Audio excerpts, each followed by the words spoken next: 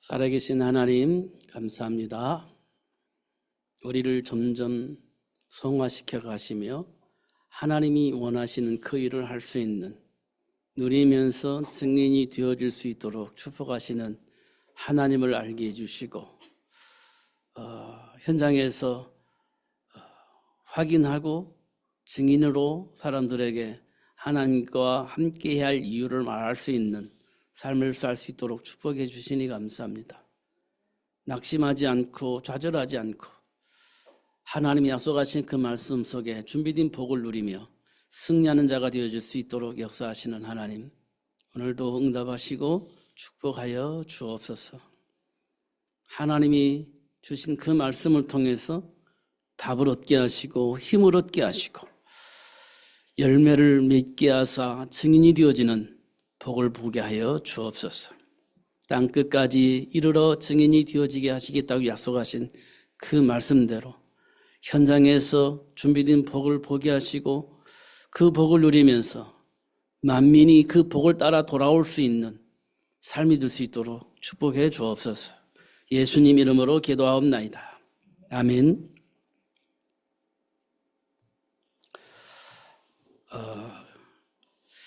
제가 어느 유튜브를 보니까 이런 메시지가 있었습니다.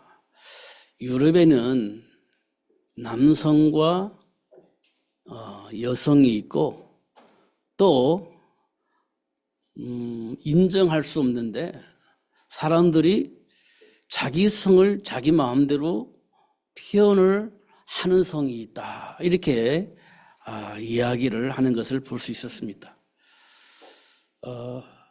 그러니까 우리 이 땅에는요, 성이 두 가지밖에 없습니다. 왜냐하면 남성과 여성을 하나님 창조하셨기 때문에 남성과 여성이 있을 뿐입니다. 다른 성은 없어요. 근데 다른 성이 있다라는 말을 하는 사람이 있습니다. 그래서 스포츠에도요, 남성이 나 여성이야 하고 여성과 대결하는 그런 일이 벌어지게 되어집니다. 그러면 게임이 안 되죠. 남성과 여성이 게임을 한다면 게임이 안 되죠. 근데 그 남성이 말하기를 나는 여성이야 라고 하면서 여성과 함께 대결을 하겠다는 거예요. 근데 그걸 어떻게 할 수가 없어요. 왜냐하면 사람들이 그걸 인정을 하잖아요. 그냥 나 여성으로 뛸래 하면 여성이 되는 거예요. 근데 여성이 나 남성 할래 하면 나 남성이 되는 거예요. 그런데요, 남성이 나 여성 할래 하고 어떻게 하냐? 여자 목욕탕에 들어가는 거죠. 나 여성이니까. 왜 그걸 못하게 하냐? 그거 차별이다. 이렇게 법을 말하고 있다. 이게 얼마나 세상을 혼란스럽게 만드는 거냐? 이렇게 말을 하고 있습니다. 그런데요, 이 땅에 많은 정치인들은요, 그걸 허용하자 이렇게 얘기를 하고 있는 거예요. 내가 여성 되고 싶다는데 왜 여성 되지 못하게 만드냐? 그건 차별이다. 난 남성 되고 싶은데 왜 남성 되지 못하게 만드냐? 그건 차별이다. 그래서 차별금지법을 만들려고 하고 있습니다. 유럽이나 참 전 세계 모든 사람들이 지금 난리입니다, 난리. 그런 것도 우리가 좀 현실적에서 봐야 되어진 겁니다. 우리가 어떤 이념에 잡히면 그게 안 보여요. 그 사람들, 주장하는 사람들, 그 사람들만 보는 거예요. 그 사람들이 말하는 논리만 보고 맞다 이렇게 얘기를 하는 겁니다. 그런데 그게 과연 진리 안에 있는 거냐라고 물어볼 때 아니에요. 절대 아니죠. 될 수가 없죠. 오히려 그것이 만들어지면 세상이 얼마나 혼란스럽겠습니까? 이 사람이 남성인지 이 사람이 여성인지 분별을 못해요. 분별할 수가 없습니다. 왜냐? 난 남성인데? 라고 말하는데 실제적으로는 여성이야. 그거 어떻게 구별해요? 남성인지 여성인지. 어떤 사람은 여성인데 보니까 남성이야? 그럼 이걸 어떻게 구별해요? 구별할 수가 없습니다. 그런 혼란한 세상을 만들고 있는 삶의 현장 우리는 분명히 봐야 됩니다. 분명히 해야 돼요. 그런데 정치인들은 그걸 좀 수용하려고 하는 것 같아요. 그러면 자기들이 정치를 계속 할 수 있을 거라고 생각을 하는 것 같습니다. 그러면요, 세상 망합니다. 소돔과 고모라가 망했잖아요. 망하는 겁니다. 그럼 우리는 어떻게 해야 돼요? 그 사실을 알려서 정신 차리게 만들어 줘야 되는 겁니다. 하나님이 우리를 부르신 이유예요. 증인이 되리라. 이 말은 그리스도를 말하게 되어지는 건데, 왜 그리스도 대신 예수님이 이 땅에 오셨냐? 그 이유를 알려줘야 됩니다. 그래서 혼란하게 만드는 그 영에 사로잡혀 있는 그 사람들에게 깨워서 정상으로 돌아갈 수 있도록 도와주는 것이 하나님이 백성들이 해야 할 일이에요. 그것 때문에 하나님 우리를 부르셨다, 이렇게 말씀을 하고 있습니다. 근데 지금 일어나는 일들이 지금에서만 일어났느냐? 아니에요. 과거에도 일어났어요. 성경에 보니까요, 이미 기록되어 있어요. 정상을 정상으로 사용하지 않고 정상을 비정상적으로 사용하는 사람들이 과거에 있었어요. 그래서 성경에 그 기록되어 있어요. 그게 성적 타락입니다. 다시 말하면 동성연애를 말하고 있어요. 성경에 기록되어 있어요. 이 과거에도 일어났고 현재에도 일어날 것이고 미래에도 일어나게 될 문제입니다. 왜냐하면 배경이 같으니까 그래요. 과거의 배경이나 현재의 배경이나 미래의 배경이 같아요. 그러니까 그런 일들이 반복적으로 일어나는 겁니다. 현재만 일어나는 게 아니에요. 이런 것도 우리가 볼 수가 있습니다. 그래서 많은 역사학자들은 뭐라고 말하냐면, 네가 진짜 현장에 있는 문제를 해결할 수 있는 답을 해결하고 싶냐, 진짜 미래를 보고 준비하기를 원하냐, 그러면 과거의 역사를 봐라, 이렇게 얘기를 합니다. 과거의 역사를 봐라. 과거에 어떤 문제가 있었고 그 문제를 과거에 사람들은 어떻게 풀었는지 봐라. 그러면 현재의 문제의 원인도 알고 풀 수 있는 답도 얻게 될 것이다. 그리고 미래에 어떻게 될 것인지도 미리 알고 준비할 수 있는 복을 받게 될 것이다. 그러니까 과거에 어떤 문제와 어떤 삶을 살았는지 과거를 봐라, 이렇게 얘기를 했습니다. 그런데 우리는요, 그거 잘 안 보려고 하잖아요. 과거는 과거일 뿐이고 현재는 현재일 뿐이지, 그잖아요.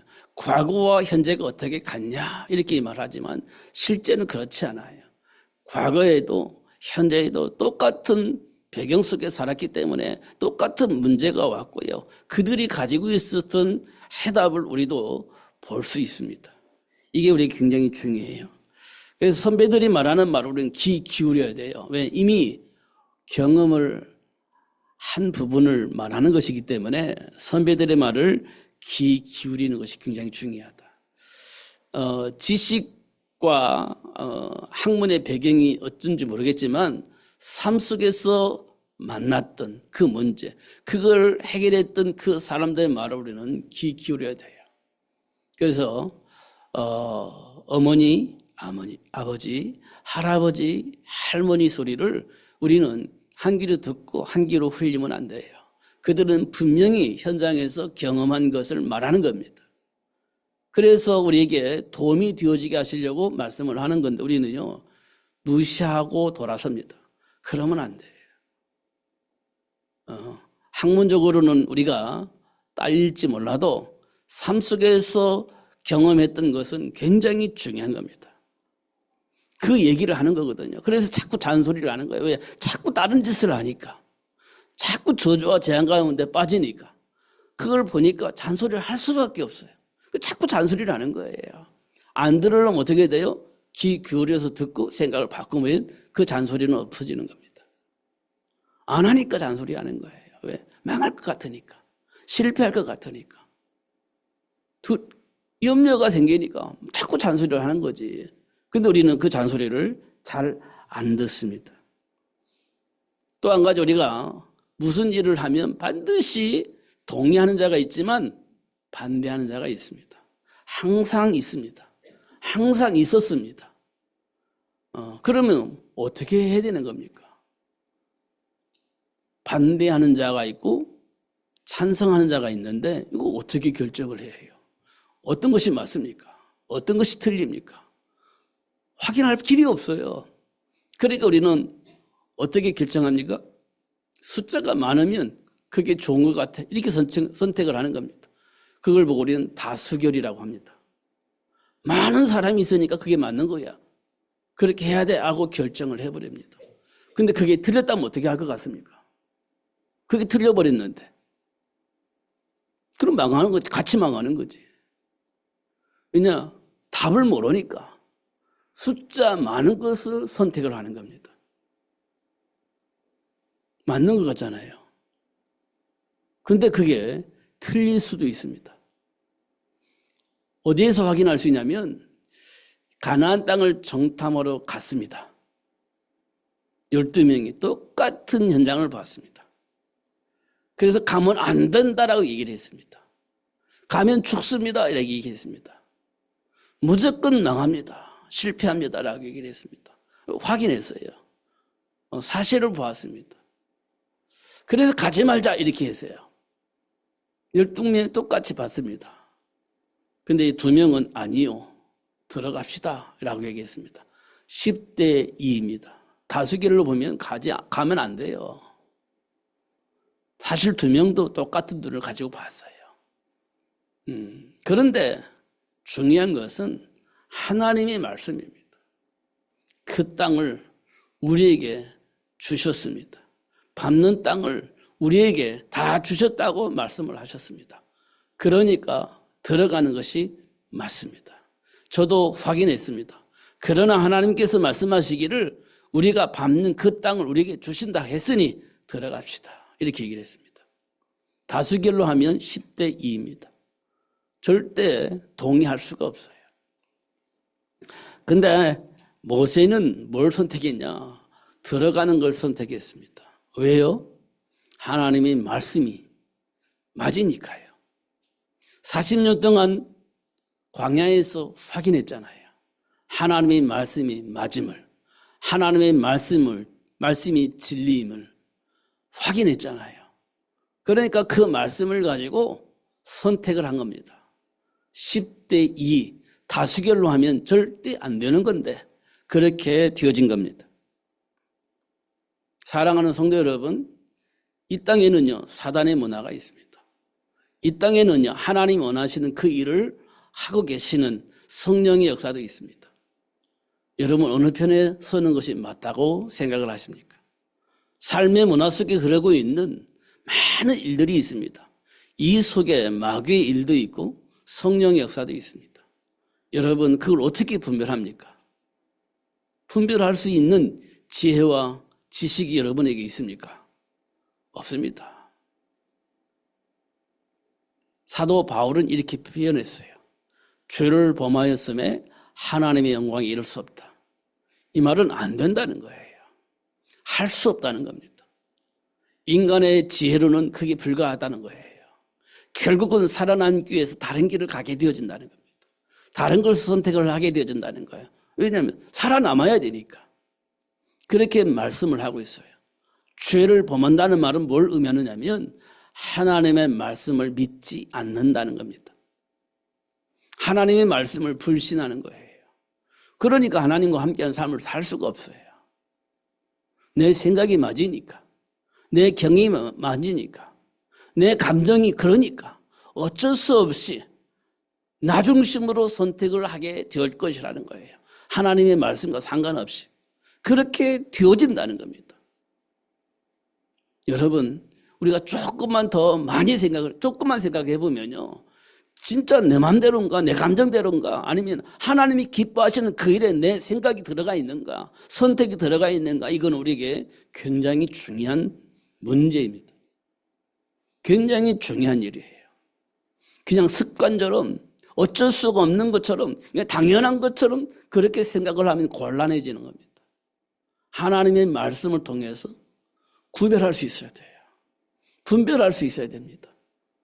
그래야 우리가요 하나님 편에 서는 거예요. 아무리 내 마음은 그래요. 그런데 어쩔 수가 없. 그거는요 지는 겁니다. 아브라함이요 본토 친척 아버지 집을 떠나서 왔잖아요. 하나님 내 마음 아시죠? 진짜 아시잖아요. 다 버리고 왔는데요. 근데 이 기금 문제 앞에서 내가 어떻게 할 수가 없어요. 어쩔 수가 없어요. 내가 가나안 땅을 버리고 애굽으로 가야 되겠습니다. 내가 하나님 사랑하는 줄 아시죠? 하나님 내가 믿는 거 아시죠? 그런데 지금 이 문제 앞에서는 내가 어쩔 수가 없어요. 가나안 땅에 갈 겁니다. 애굽 땅으로 갈 거예요. 하나님, 그러나 하나님 내가 미워하는 건 아니고요. 진짜 사랑하고 믿거든요. 근데 지금 어쩔 수가 없어요. 맞는 말인 것 같아요. 틀린 말인 것 같아요. 근데 우리는 그걸요, 인정을 해요. 맞아. 그럴 수밖에 없지. 어쩔 수가 없지. 그렇게 받아들이는 겁니다. 근데요, 내면에 보면은요, 하나님을 불신앙하는 겁니다. 불신하니까 이 문제를 하나님이 해결할 수 없다고 생각하니까 하나님이 약속한 복이 이루어지지 않을 것이라고 믿으니까 일단 애굽으로 가는 거예요. 그게 불신의 배경이 있기 때문에 그렇습니다. 이런 것도 우리가 확인을 할 수가 있습니다.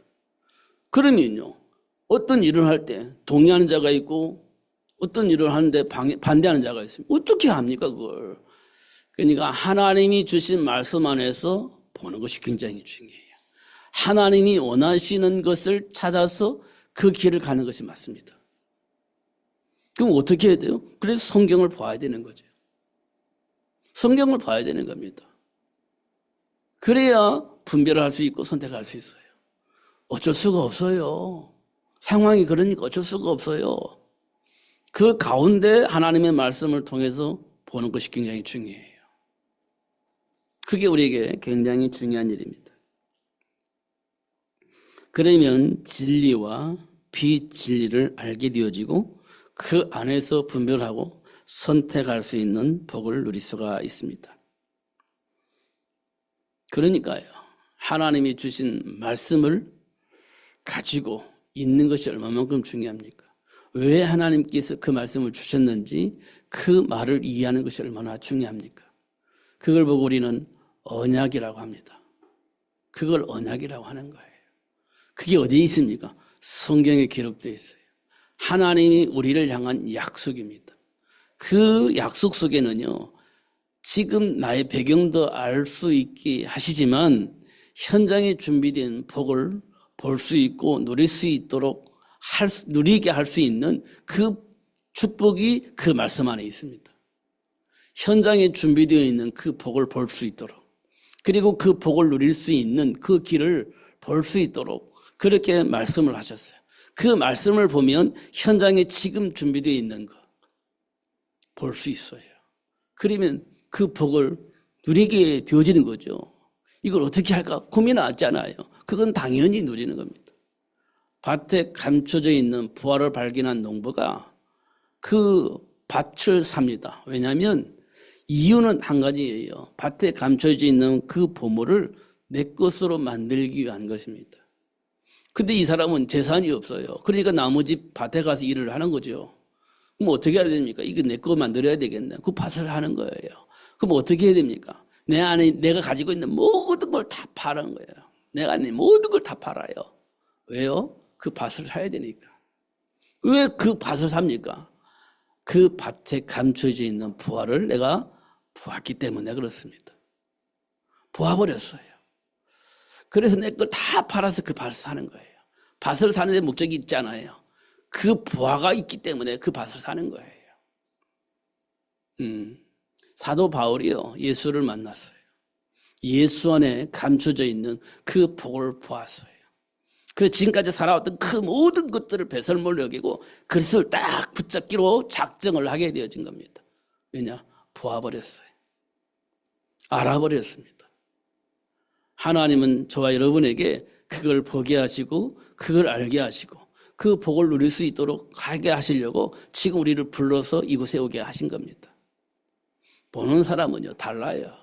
아는 사람은 다릅니다. 누가 뭐라고 해도 상관없어요. 가는 겁니다. 누가 그렇게 했죠? 다니엘과 세 친구들. 보아버렸어요. 알아버렸어요. 우상 숭배 거부하죠. 사자굴 속에 집어넣는다? 상관없어요. 들어가는 겁니다. 왜냐? 이미 보아버렸기 때문에. 이미 알아버렸기 때문에 가는 거예요. 그렇게 하자 해서 하는 게 아니에요. 보아버렸기 때문에. 그렇게 되어진 겁니다. 그러면 어떤 일이 벌어지냐? 사단의 올문에서 벗어나게 되어집니다. 지금 이 세상에 많은 사람들이 사단의 문화에 잡혀 있습니다. 올무에 묶여 있습니다. 빠져나오지 못해요. 절대 못 빠져나옵니다.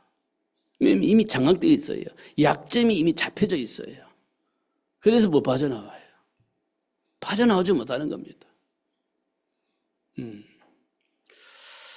그런 것들을 우리가 보게 되어집니다. 그러나 그리스도 예수 안에서 보면 해방이 되어지는 겁니다. 빠져나올 수 있어요. 하나님 준비한 복을 마음껏 누리며 살 수 있는 축복의 문이 열려지는 겁니다. 저는 잘 몰라요.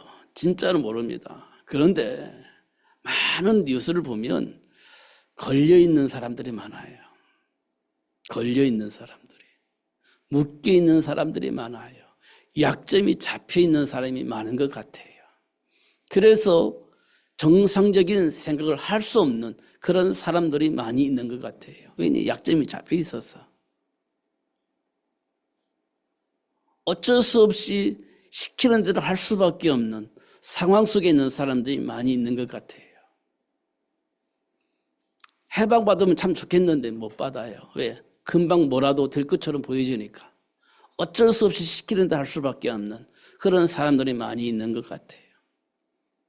특별히 이 땅의 모든 사람이 사단에 올무에 묶여가지고 죽음이 두려워서 평생 마귀가 시키는 대로 할 수밖에 없는 삶을 살고 있는 사람들이 이 땅에 가득 차 있습니다. 진짜로. 그 사람들이 정치를 하고 그 사람들이 경제를 좌지우지하고 그 사람들이 문화를, 삶의 문화를 좌지우지하고 있습니다. 그러니까요. 이 땅에 수많은 사람들이 마귀가 시키는 대로 권세 잡은 자들이 그렇게 일을 해버리니까 이 땅에 수많은 사람들이 거기에 묶여가지고 죽는지 사는지 모르고 막 끌려가고 있는 모습들을 저는 보는 것 같아요. 특별히 우리 후대들이, 우리 자녀들이, 다음 세대들이 그 문화 속에 빠져 들어가고 있다는 거예요. 죽는지 사는지 모르고 막 너무 좋아가지고 막 끌려가는 겁니다. 스스로 그 길을 가고 있는 거예요. 진짜 안타까움이 많거든요, 저는. 진짜로. 그 말씀 안에서 한 번만 발견하면 완전히 해방되어지고 마음껏 미래를 준비하면서 행복하게 살 수 있는 길이 있는데 그게 이제 자꾸 거부가 되는 겁니다. 세상 문화 속에 길들여져 보다 보니 거기에 장악되다 보니까 안 하면 금방 어떻게 될 것 같으니까 말씀을 거부하고 오히려 그 속으로 들어가 버리는 모습들을 볼 때마다 참으로 안타깝다 이런 생각이 되집니다. 그래서 하나님께로부터 우리가 기도해야 돼요. 하나님 은혜를 주세요. 볼 것을 보게 해주세요. 선택할 수 있는 지혜를 주시고 미래를 준비할 수 있는 복을 주세요. 기도해야 됩니다. 그러면 여러분 안 될 것처럼 보이는데 어느 날 되어지게 하시는 하나님의 사를 체험하게 해둘 겁니다. 아 진짜 맞구나.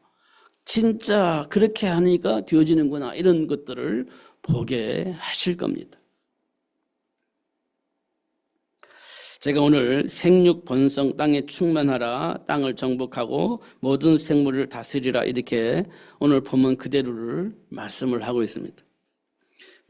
왜 생육하고 번성하여 땅에 충만하라고 했냐, 무엇을 정복하고 무엇을 다스리라고 말씀을 하셨냐, 이게 중요해요.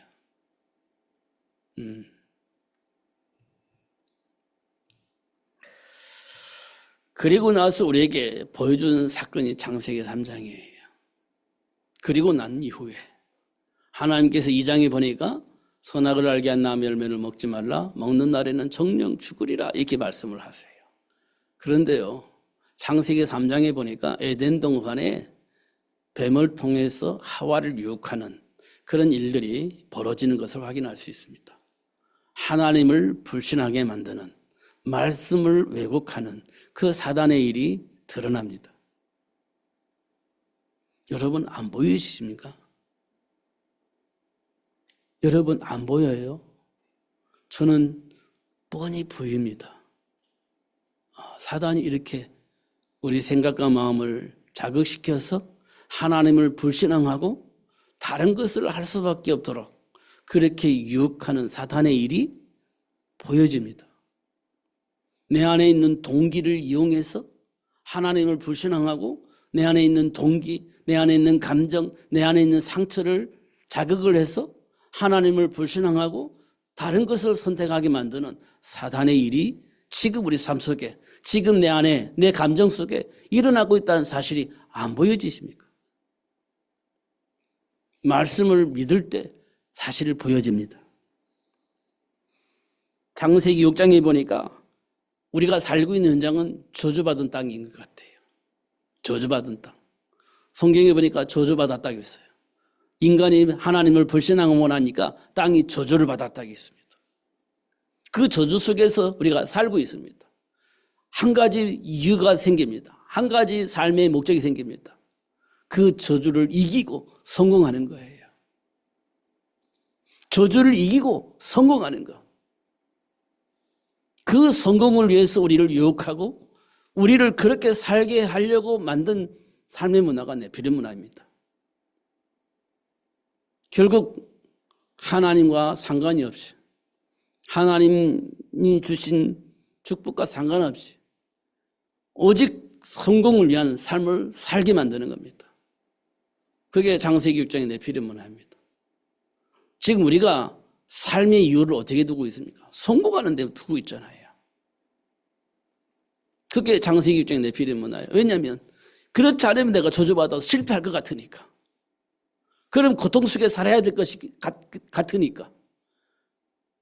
하나님과는 상관없이 나는 성공해야 돼. 여기에 초점 맞춰 살게 만든 겁니다. 그게 창세기 6장의 네피림 문화입니다. 상처가 걸려요. 자존심이 걸려요. 그러면 난 죽도록 싫습니다. 그러면 어떻게? 성공을 위해서. 자존심을 버리면서 살게 만드는 겁니다. 그럼 어떻게 됩니까? 그러면요. 망하는 거죠. 그런데 그 길로 가게 만드는 겁니다. 그리고 나서 창세기 11장에 보니까 여론이 나와요. 야, 이렇게 되다간 우리가 망하잖아. 창세기 6장에 보니까 망했잖아. 그럼 다른 그런 일이 있으면 어떻게 할 거야? 그러면 안 되잖아. 우리 그렇게 하자. 탑을 쌓아서 하늘 꼭대기까지 쌓아서 만약에 하나님께서 다시 홍수를 낸다 할지라도 망하지 않는 그거 준비하자. 그래서 바벨탑을 쌓았잖아요. 하나님은 다시는 물로 심판하지 않겠다고 약속을 하시고 무지개로 그 증표를 주셨는데도 불구하고 우리가 다시 하나님께로부터 심판받기를 원한다면 바벨탑을 안 쌓으면 되겠지만 심판받기를 원하지 않는다면 우리 바벨탑 쌓자. 그게 여론이잖아요. 그게 여론입니다. 바벨탑 쌓자. 그러니까 뭐 서로가 하나가 되어져가 바벨탑 쌓는 겁니다. 그런데 하나님께서 뭐 어떻게 하셨습니까? 혼잡하게 만들었어요. 서로 소통이 되지 않도록, 소통하지 못하도록 언어를 혼잡하게 만들었습니다. 그러니까 바벨탑 완성이 되지 못했죠. 흩어져 버렸습니다. 잘 생각을 해야 됩니다. 진짜 생각을 해야 돼요. 수없이 들었던 얘기라고 생각을 하면 안 돼요. 지금 현실 속에서 이 세상 사람들이 어떤 일을 하고 있고 어떤 말을 하고 있고 어떤 선택을 하고 있는지 잘 봐야 됩니다. 과거를 보면 현재를 볼 수 있고 미래를 볼 수 있다고 말씀드렸습니다.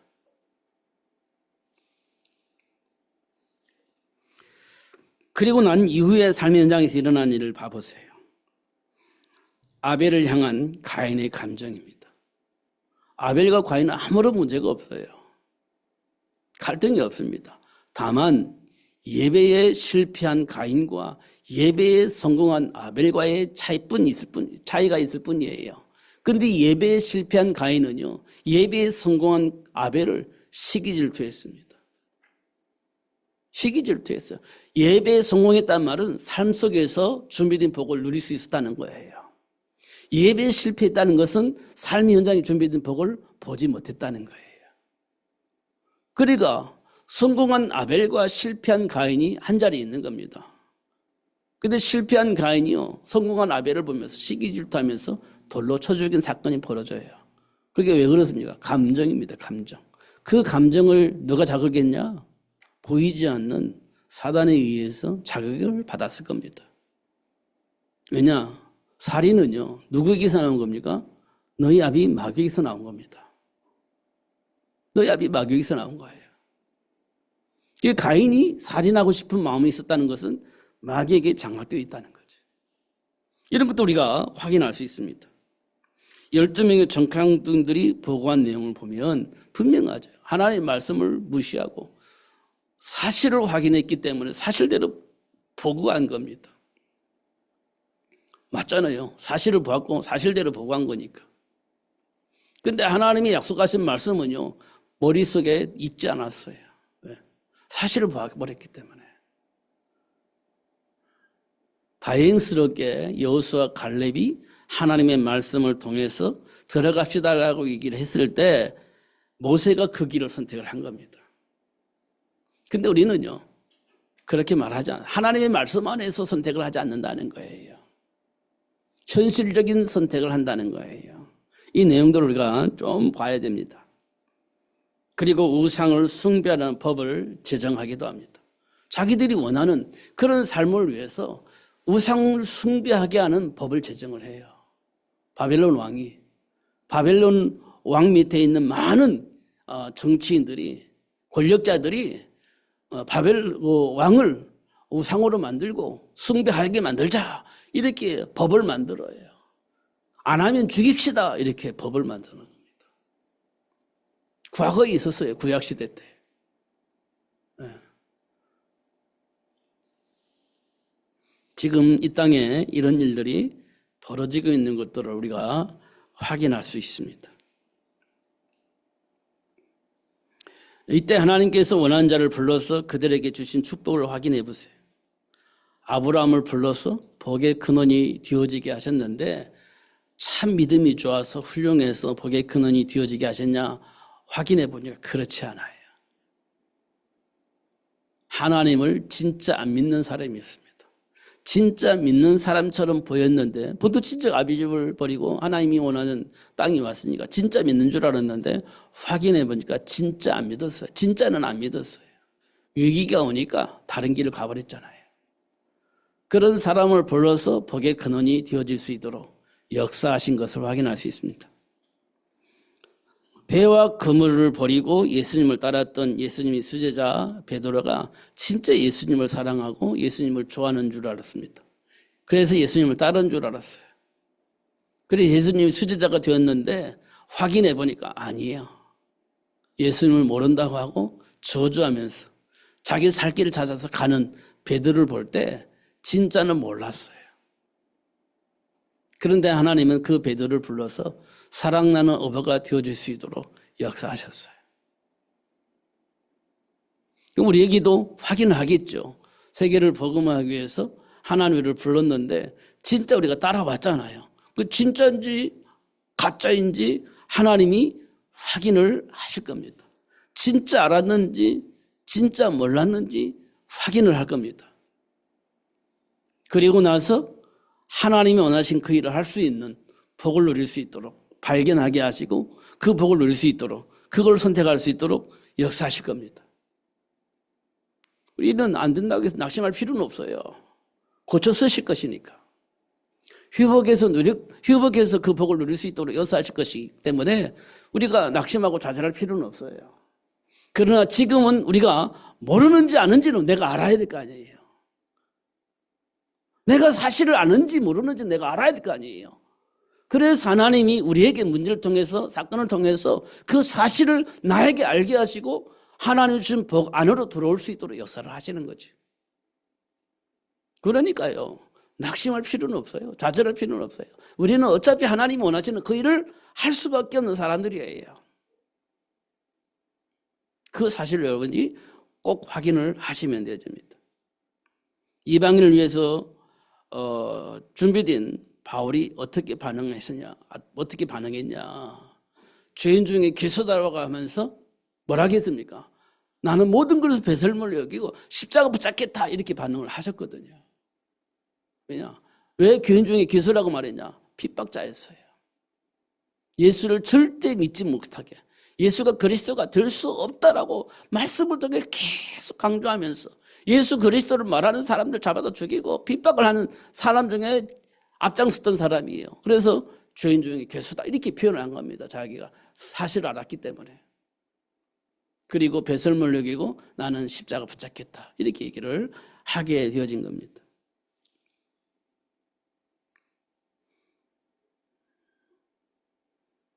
여러분, 믿음은 바라는 것의 실상이라고 했잖아요. 하나님의 말씀을 보면 실상이 보이는 겁니다. 하나님의 말씀을 보면 실상이 보여요. 그리고 보이지 못하는 증거들이 보입니다. 보여요. 진짜 보입니다. 보이지 않는데 보여요. 말씀을 믿으니까 보이지 않는데 보여요. 실상으로 보여집니다. 그래서 저는 요즘 뭘 생각하느냐면 세상을 바꾸자. 이거는요 안 되는 겁니다. 바뀌지 않습니다. 절대 바뀌지 않아요. 그럼 어떻게 되냐? 바뀔 수밖에 없는 비밀을 가지고 있어야 돼요. 바뀔 수밖에 없는 비밀. 그게 뭐냐? 하나님이 원하시는 그 일을 이룰 수 있는 가정을 만드는 겁니다. 하나님이 원하시는 그 가정을 회복하는 거예요. 그래서 그 가정을 통해서 하나님이 원하시는 그 인물들을 생육하는 겁니다. 세월이 지나면 바뀌게 될 겁니다. 세월이 지나면. 그래서 하나님께서 말씀하셨어요. 생육하고 번성하여 땅에 충만하라 이렇게 말씀을 하셨어요. 저는 이거 수없이 들었고 수없이 말했던 내용이에요. 그런데요 이 현실을 보면서 이게 하나님이 원하시는 답이다 이렇게 생각이 되었습니다. 이게 제가 우리 유튜브가 있잖아요. 우리 교회 유튜브가. 그래서 제가 유튜브를 들어갔습니다. 우리 교회 유튜브를. 근데요 명절이라고 그러겠는지 우리 주일 강단 메시지를 듣는 사람이 없어요. 메시지를 안 들었더라고요. 이번 주에는 제가 2번인가 3번인가 들어갔는데 본 사람이 2명인가 3명밖에 없어요. 그럼 다른 사람은 안 봤다는 얘기잖아요. 야, 한 주간 동안 재밌게 놀았구나 이런 생각이 들었습니다. 정신없이 놀았구나 이런 생각이 들었고요. 근데요 제가 2022년에 노회장을 했을 때 전국 여전도에 모임이 있어서 거기가 설교한 내용이 있더라고요. 우리 유튜브에 있더라고요. 그래서 한번 제가 들어봤어요. 내가 무슨 설교를 했나 이렇게. 제가 지금 들어보니까 잘했네 이런 생각이 들었습니다. 야, 말을 참 잘했구나.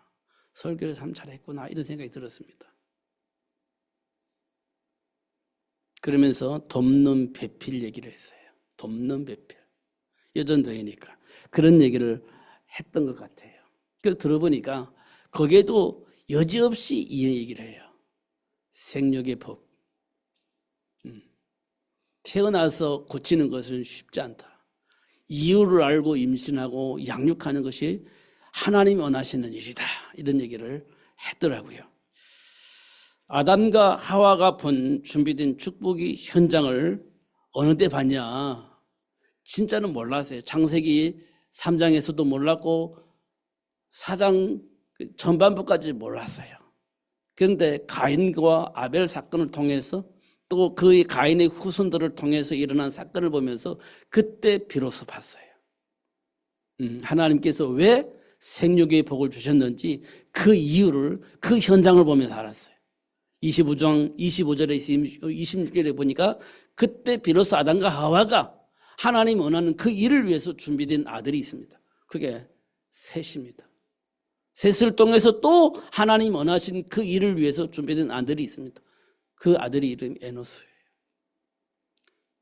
3대를 거쳐서 하나님 원하시는 가정이 회복되어지니까 세상이 하나님을 찬양하더라 이렇게 기록되어 있습니다. 그게 하나님 우리에게 주신 생육의 복입니다. 여러분 이게 이해가 되어집니까? 이게 이해가 되어져야 돼요. 그냥 감정만 가지고 살 수는 없어요. 그냥 환경의 흐름 따라서만 살 수는 없어요. 우리가 가지고 있는 학문이나 이념을 가지고만 살 수는 없어요. 진짜 하나님이 원하는 그 비밀을 가져야만이 복을 받을 수 있고 세상을 바꿀 수 있습니다. 그걸 창세기 4장 25절 26절에 보니까 아담과 하와가 비로소 깨닫게 되어지고 그 가정을 회복하는 것을 확인할 수 있습니다. 여러분 이해가 되어져야 됩니다. 한나가 본 교회와 삶의 현장에 준비된 축복을 보게 하셨습니다. 한나에게. 그 봤습니다. 교회 현장도 봤어요. 그때 엘리 제사장이 제사장 역할을 할 수 있을 때입니다. 그때 교회 현장을 보게 하셨어요.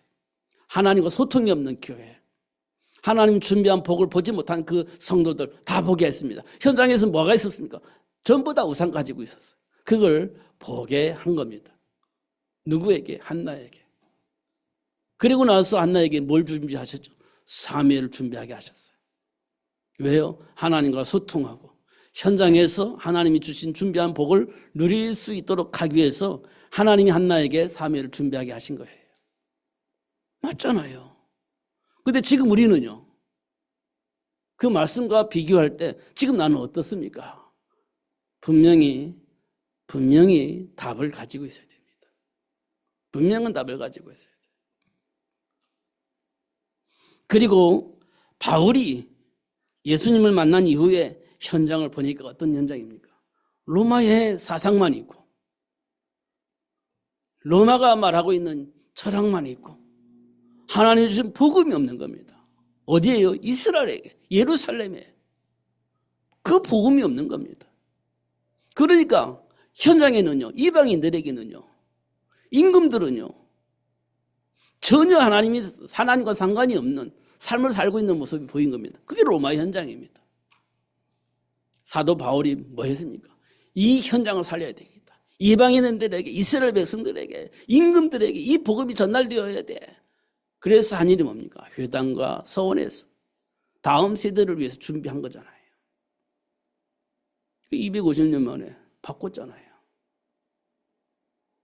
그게 생육의 복입니다. 이런 것도 우리가 확인을 해야 돼요. 그러려면 뭐가 있어야 됩니까? 비밀이 있어야 돼요. 해방되는 비밀, 출애굽을 한 비밀. 그게 뭡니까? 희생제물입니다. 피언약이에요. 이 비밀은 어디에서 나왔습니까? 뱀의 머리를 상하게 할 여자의 후손. 그 비밀이 희생제물 어린 양의 피입니다. 그게 어디에서 완성됐습니까? 십자가에서 흘리신 예수님의 피가 피로 완성이 되어집니다.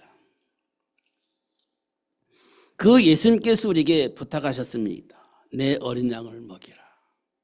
부탁하셨어요. 왜? 세계를 복음화해야 되니까. 현장을 복음화해야 되니까. 그리고 나서 사도행전 9장 15절을 보니까 이방인과 임금들에게 이스라엘 백성들에게 복음을 전거할 내 그릇이다. 내가 준비한 그릇이다. 하면서 바울을 부르시는 것을 볼 수가 있습니다. 바울은 뭐라고 말했냐? 내게 능력 주시는 자 안에서 내가 모든 것을 할 수 있다. 이렇게 말씀을 하고 있습니다. 마가다라 성도들이 이 사실을 보았어요. 영적 배경을 보았어요. 안디옥 교회 성도들이 현장의 모습을 보았습니다. 이 사람들이 도대체 무엇을 위해서 사는지, 왜 그렇게 살아야만 안 되는지 그걸 본 겁니다. 근데 예수가 없어. 복음이 없어. 이방인들에게도, 이스라엘 백성들에게도, 임금들에게도 이게 너무 전무하다는 사실을 알게 되었습니다. 그래서 어떻게 합니까? 이 사람들에게 복음을 증거할 수 있는 시스템을 만들자. 그래서 세워진 것이 안디교회예요. 그런데 그를 통해서 어떻게 해요? 선교사를 만들어서 파송해서 이방인들에게, 임금들에게, 이스라엘 백성들에게 이 복음을 증거할 수 있는 시스템을 만들어버린 겁니다. 그래서 세워진 교회들이 빌립보 교회, 데살로니가 교회, 고린도 교회, 로마 교회 막 세워진 겁니다. 안디옥 교회 막 세워진 거예요. 그래서 어떻게 됐어요? 그 교회들을 통해서 복음이 확산되어지고 결국은 로마가 복음으로 바뀌어지는 것을 확인할 수가 있습니다. 중요한 것은요, 준비하는 겁니다. 미래를 보고 준비하는 거예요. 준비된 모세, 준비된 사무엘, 준비된 다음 세대들. 이거 해야 된다는 거예요. 그러면 현장은 바뀐다. 어느 날. 숫자가 많으면 이기는 거잖아요. 진짜 답을 가지고 있는 사람이 많으면 이기는 겁니다. 그거 준비하면 된다. 몇 년 걸릴지 몰라요. 그러나 그게 답이다. 성경은 말하고 있습니다. 생육하고 번성하여 땅에 충만하라. 정복하라. 만물의 모든 생물을 다스려라. 하나님 주신 세계복음화의 비밀입니다. 놓치면 실패해요. 현장 보고 삶의 문화를 보고 흐름을 보면서 따라가다 보면 망해버립니다. 언약 잡으셔야 돼. 그렇게 준비하면 되는 겁니다. 내게 능력 주시는 자 안에서 내가 모든 것을 할 수 있다 말했던 사도 바울처럼 그렇게 하면 되어지는 복이 와요. 속지 마시고 하나님의 배경 속에서 준비된 복을 누리면서 날마다 승리하시는 여러분 되시기를 예수님의 이름으로 축복합니다. 기도하겠습니다. 살아계신 하나님 아버지 감사합니다. 오늘도 최고의 복을 주시고 알게 해주시니 감사합니다. 하나님의 배경 속에서 준비된 복을 누리며 살 수 있도록 성령으로 충만하게 하여 주옵소서. 예수님 이름으로 기도하옵나이다. 아멘.